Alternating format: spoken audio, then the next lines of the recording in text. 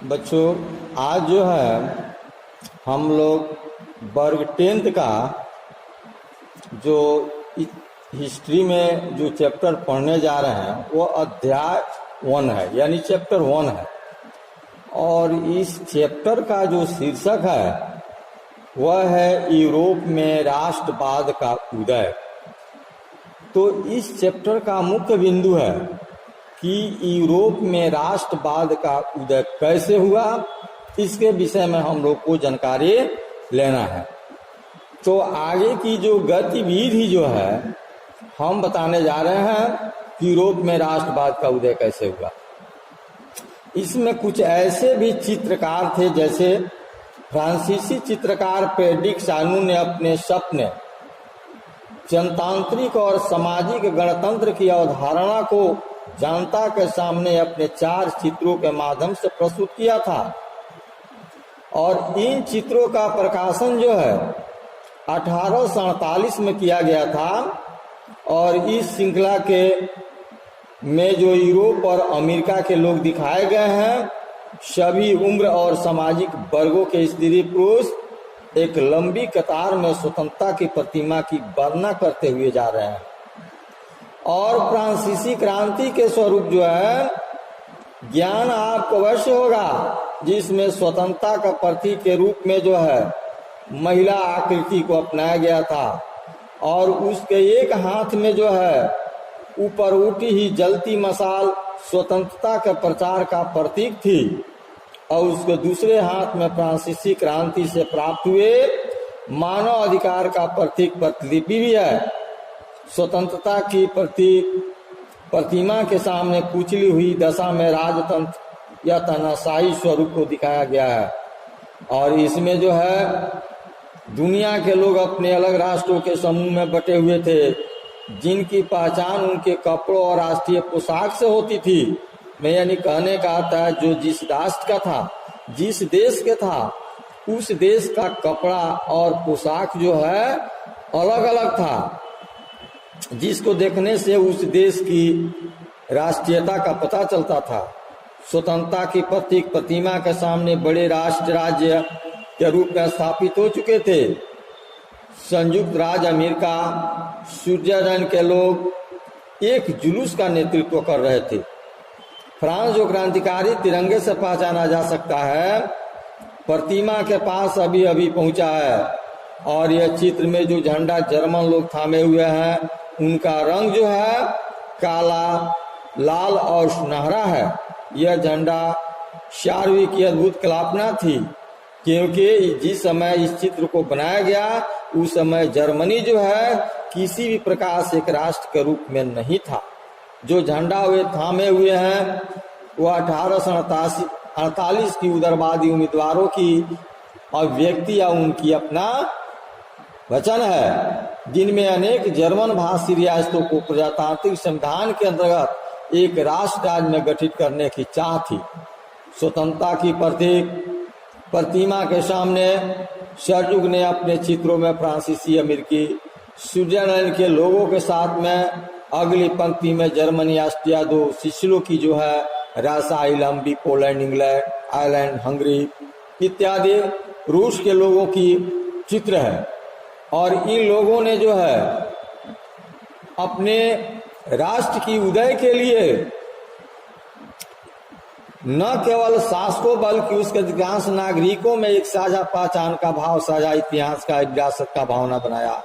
और सहसापन की भावना अंतकाल से नहीं थी। यह संघर्ष और नेताओं तथा आम लोगों की सरगर्मियों से निर्मित हुई थी। और जिसके बाद जो है यूरोप में एक नए राष्ट्रवाद का उदय हुआ। और उस राष्ट्रवाद के उदय के विषय में सबसे मूल प्रवृत्ति जो है पॉइंट 1 में जो लिखा गया है, फ्रांसीसी क्रांति और राष्ट्र का विचार जो है हम बता रहे हैं कि कैसे हुआ। 1789 ईस्वी की फ्रांसीसी क्रांति ने भविष्य में होने वाले क्रांति का सूत्रपात कर दिया था। जब इस क्रांति ने समानता, स्वतंत्रता और बंधुत्व के विचारों को प्रभावशाली रूप में प्रस्तुत किया था। इसी क्रांति से पहले राष्ट्रवाद की भावना का जन्म हो चुका था। 18वीं सदी से पहले जो है फ्रांस का समाज मोटे तौर पर तानाशाही शासन प्रणाली के अधीन काम कर रहा था और समाज की आर्थिक और सामाजिक सत्ता पर कुलीन वर्ग और चर्च का अधिकार था। किंतु क्रांति के बाद जो है इस संरचना में परिवर्तन करना संभव दिखाई देने लगा और यूरोप और एशिया सहित दुनिया के अधिकांश देश, बहुत सारे देशों ने इसमें हिस्सा व्यक्तिगत अधिकारों के स्वरूप और सामाजिक सत्ता पर किसका नियंत्रण हो, इस पर बहस किया और प्रारंभ से फ्रांसीसी क्रांतिकारियों ने ऐसे अनेक कदम उठाए जिनसे फ्रांसीसी क्रांति में या फ्रांसीसी लोगों में एक सामूहिक पहचान की भावना पैदा हुई और अपनी भूमि और अपनी नागरिकता जैसे विचारों ने एक संयुक्त समुदाय के विचारों पर बल दिया, जिसे एक संविधान के अंतर्गत समान अधिकार प्राप्त थे। अतः एक नया फ्रांसीसी झंडा तिरंगा चुना गया, जिसने पहले के राजध्वज की जगह ले ली और स्टेट जनरल का चुनाव सक्रिय नागरिकों के समूह के द्वारा किया जाने लगा, जबकि इसके पहले यह बात नहीं था।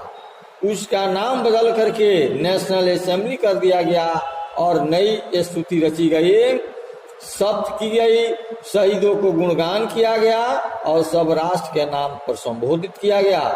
जनता की शक्ति का आदेश सम्राट ने अपनी हार मान ली और तीसरे वर्ग की मांग को स्वीकार कर लिया और राष्ट्रीय सभा को मान्यता दे दी गई।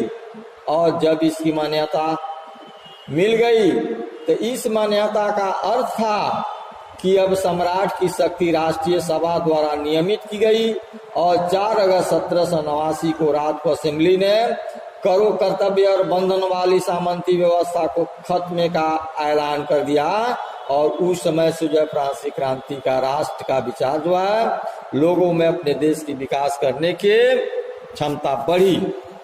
बच्चों यह जो है दूसरा पॉइंट में जो हम लोग बताएंगे, इसी में कुछ ऐसे वर्ग के लोग आते हैं जिन लोगों को हम लोग कुलीन वर्ग और नए मध्यम वर्ग के नाम से जानते हैं। यह पॉइंट दूसरा है कि सामाजिक और राजनीतिक रूप से जमीन का मालिक कुलीन वर्ग यूरोपीय महाद्वीप का सबसे शक्तिशाली वर्ग था, जो जमीनों पर अपना पूरे महाद्वीप के जमीनों पर अपना अधिकार किया हुआ था। इस वर्ग के सदस्य एक साझा जीवन शैली से बंधे हुए थे, जो क्षेत्रीय विभाजनों के आर पार व्याप्त थी। वे ग्रामीण इलाकों में जायदाद और शहरी हवेलियों के मालिक थे। राजनीतिक कार्यों के लिए उच्च वर्ग के बीच फ्रेंच भाषा का प्रयोग करते थे। उनके परिवार जो है अक्सर वैवाहिक बंधनों में आपस में जुड़े हुए थे, मगर यह शक्तिशाली कुलीन वर्ग संख्या के लिहाज से एक छोटा समूह था। इन लोगों की संख्या बहुत कम थी। जनसंख्या का अधिकांश लोग जो है खेती करने वाले कृषक थे। पश्चिम में जता जमीन पर जो है किराएदार, जिसको बटेदार भी कहते हैं, छोटे काश्तकार खेती करते थे, जबकि पूर्वी और मध्य एशिया में विशाल जागीदारों में बटी हुई थी, जिस पर भूदास खेती किया करते थे। यानी भूमि पर काम करने वाले लोग भूमि रैयती लेकर के जो काम करते थे, बटाई हो गए, उन लोगों का भूदास किया, भूमिदास कहा गया, या उस मालिक के खेत में काम करने वाले लोग भी दास कहलाए।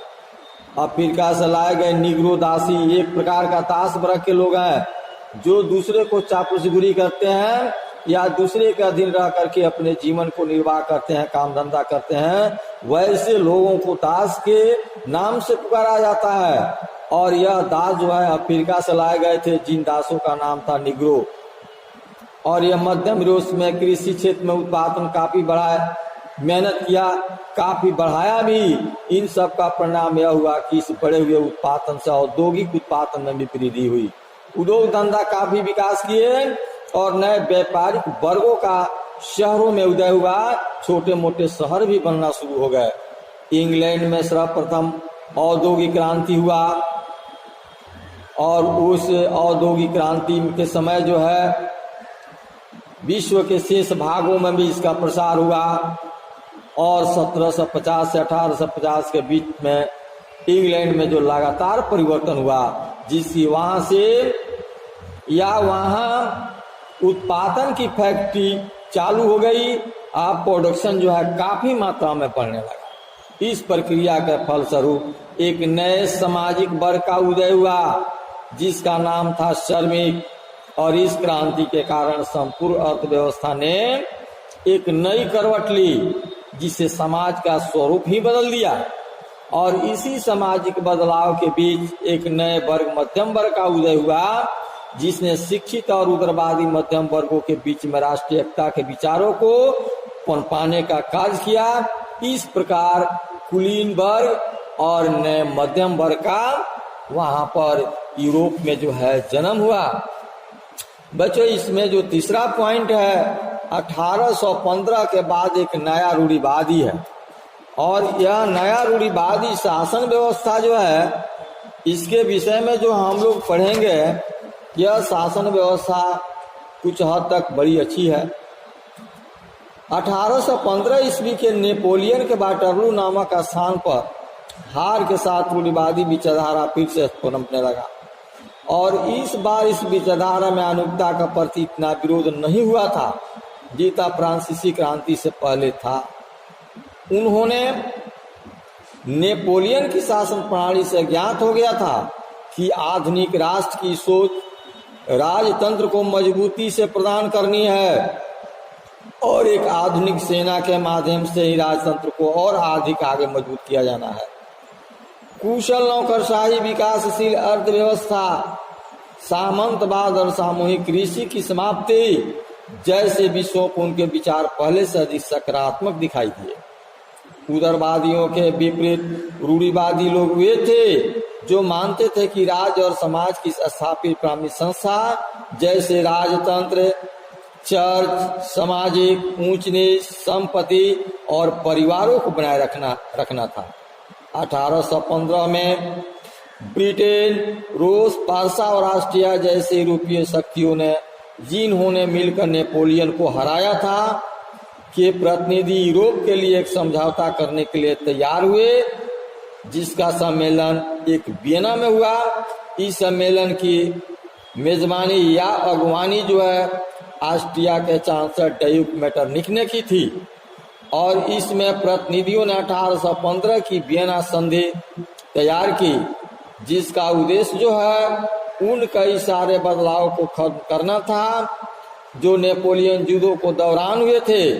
फ्रांसीसी क्रांति के दौरान हटाए गए बुर्बो वंश का सत्ता में बहाल किया गया, फिर वही बहाल हुए जो पहले सत्ता में थे, और फ्रांस ने उन इलाकों को खो दिया जिन पर कब्जा उसने नेपोलियन के अधीन किया था। फ्रांस की सीमाओं पर कई राज कायम कर दिए गए ताकि भविष्य में फ्रांस विस्तार न कर सके।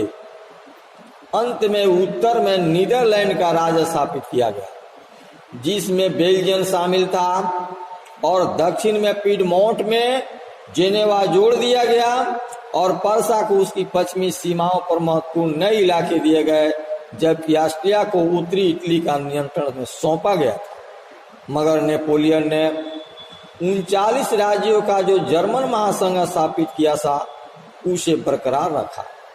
पूर्व में रूस को पोलैंड का एक हिस्सा दिया गया, जबकि पारसा को सैक्सनी का एक हिस्सा प्रदान किया गया था।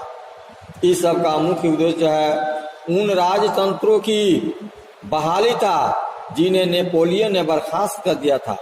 साथ ही यूरोप में एक नई रूढ़िवादी व्यवस्था कायम करने का लक्ष्य भी रखा गया था।